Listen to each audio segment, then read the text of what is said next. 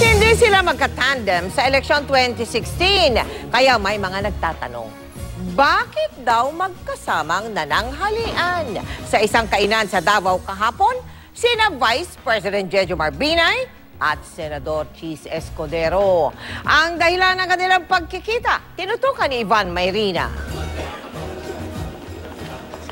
Noong tumakbong vice-presidente noong 2010, isa sa mga sumuporta kay Noy Mayor Jejomar Binay, si Senador Chis Escudero. Pero noong 2013 senatorial elections, pinili ng senador na sumama sa kampanya ng administrasyon sa halip na sa United Nationalist Alliance o una ni Binay. Ngayong 2016, may kanya-kanya na silang running mate. Pero kahapon, sa isang restaurant sa Davao, nakita magkasama sina Escudero at Binay. Wala. Tagal kami hindi nakita. Hi. Nung dumating siya, nakakain na kami. So yung oras niya, kalahati nung pagkakita namin, kumain siya. Naimbitahan kami nung may-ari ng lugar, bagong bukas. At nagkita kami doon. Ano lang sa yung exchange? Wala, kumain ka na. Oo, tapos na. Kakain ako, ha? Ganon, asin.